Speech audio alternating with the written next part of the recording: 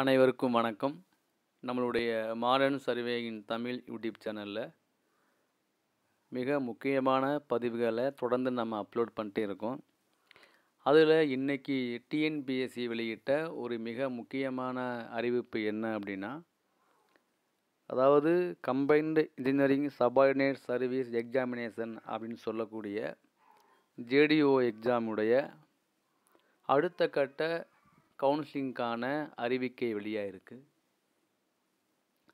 நம்ம சேனலில் ஒரு வீடியோ அப்லோடு பண்ணுறோம்னா அது ப்ராப்பராக இல்லாமல் வீடியோ நம்ம அப்லோடு பண்ணதே இல்லை, நான் பண்ணவும் மாட்டோம். ஸோ அந்த மாதிரி சூழ்நிலையில் நம்ம இந்த ஜேடிஓ கவுன்சிலிங் இந்த மாதம் கண்டிப்பாக நடக்கும்னு நம்ம பல வீடியோக்களில் நம்ம சொல்லியிருந்தோம்.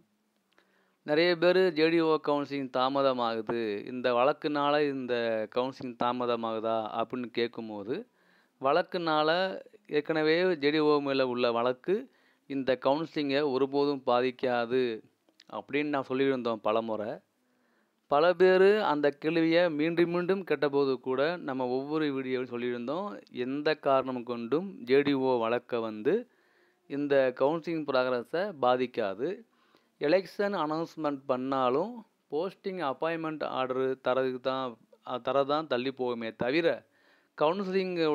கவுன்சிலிங்கோ இல்லை அடுத்த கட்ட ப்ராக்ரஸோ ஒருபோதும் பாதிக்காது. இந்த மார்ச் இறுதிக்குள்ளே கண்டிப்பாக ஜேடிஓவோட அடுத்த கவுன்சிலிங் கண்டிப்பாக வந்துடும், ஹைவேஸுக்கு விட்டுருவாங்க அப்படின்னு நான் சொல்லியிருந்தோம்.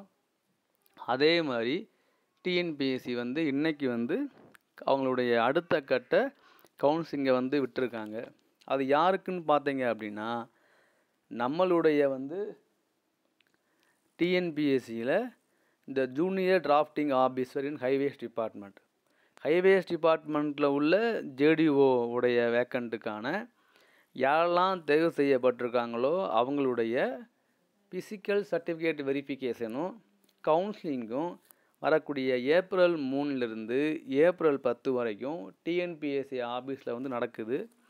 அதுக்கு யாரெல்லாம் தேர்வு செய்யப்பட்டிருக்காங்களோ அவங்களுடைய நம்பரு கீழே கொடுத்துருக்காங்க. அந்த நம்பரில் உள்ள கேண்டிடேட்டுக்கு அவங்களுடைய இமெயிலுக்கும் எஸ்எம்எஸ்லையும் அவங்களுக்கு ப்ராப்பராக இன்ஃபார்ம் பண்ணியிருக்காங்க.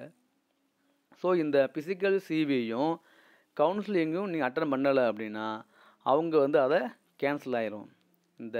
இது கூப்பிட்ட எல்லாருக்குமே போஸ்டிங் கிடைக்குமா அப்படிலாம் கிடையாது.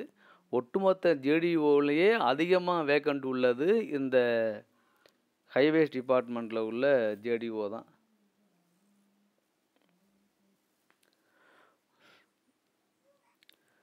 நம்ம முன்னரே சொன்ன மாதிரி பார்த்தீங்கன்னா, இந்த ஜேடிஓவிலேயே அதிகமாக உள்ள போஸ்டிங் பார்த்தீங்கன்னா ஜேடிஓவில் உள்ள ரூரல் டெவலப்மெண்ட் டிபார்ட்மெண்ட்டில் உள்ள ஜேடிஓ போஸ்ட்டும் ஓவர்சீர் போஸ்ட்டும் தான். அதுக்கு பிறகு பார்த்தீங்கன்னா நம்மளுடைய ஹைவேஸ் போஸ்ட்டு இருக்குது. அந்த ஹைவேஸ் டிபார்ட்மெண்ட்டுடைய ஃபஸ்ட்டு கவுன்சிலிங் முடிஞ்சு அதில் ஒரு வேக்கண்ட் மட்டும் பேலன்ஸ் இருந்துச்சு.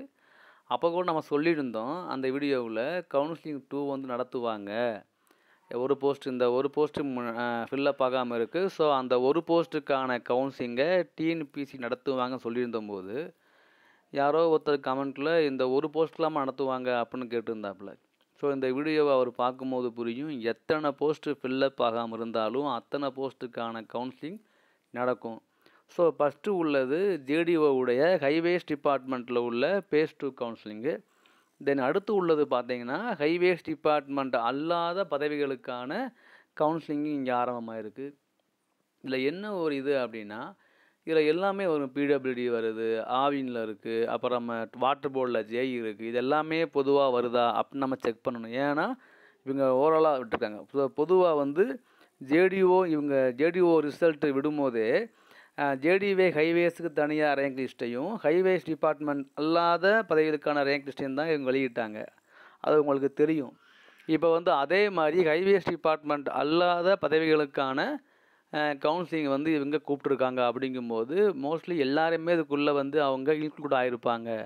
அப்போ ஜேடிஓ ஹைவே பிடபிள்யூஆர் இருக்கலாம், ஜேடிஓ ரூரல் டெவலப்மெண்ட் டிபார்ட்மெண்ட்டாக இருக்கலாம், ஆவினில் உள்ள போஸ்ட்டாக இருக்கலாம், வாட்ரு போர்டில் உள்ள ஜேடிஓ இருக்கலாம், வாட்ரு போர்டில் உள்ள நம்மளுடைய ஜேஇயாக இருக்கலாம், ஃபோர்மேனாக இருக்கலாம். ஸோ எல்லாமே இப்படி உள்ளே வரும்போது எந்த மாதிரியான ஒவ்வொரு டிபார்ட்மெண்ட்டுக்கும் உள்ள குவாலிஃபிகேஷன் வந்து மாறுபடுது. இப்போ ஃபோர்மேனுக்கு வந்து மெக்கானிக்கல் இருக்குது. ஸோ அதை வந்து எப்படி இதுக்குள்ளே இன்க்ளூட் பண்ணுறாங்க நமக்கு தெரியலை. ஸோ நம்ம டீட்டெயில் நம்ம கலெக்ட் பண்ணணும்.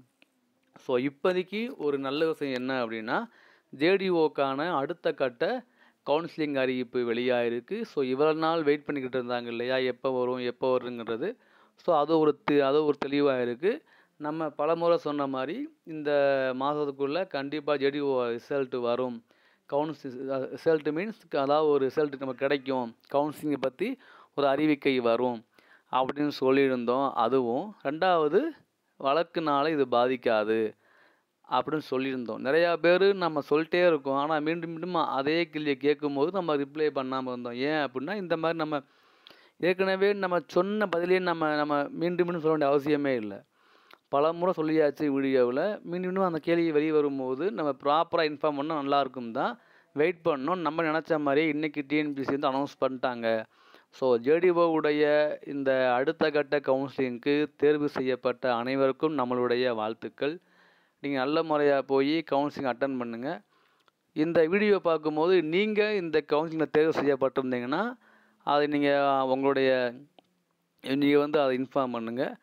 உங்களுக்கு என்னுடைய வாழ்த்துக்கள். நீங்கள் நல்ல முறையாக பண்ணுங்கள், நல்ல முறையாக அதை ஃபாலோ பண்ணுங்கள். மேற்கொண்டு ஏதாவது அப்டேட்னாலும் நான் ப்ராப்பராக ரிப்ளை பண்ணுறேன். தேங்க்யூ.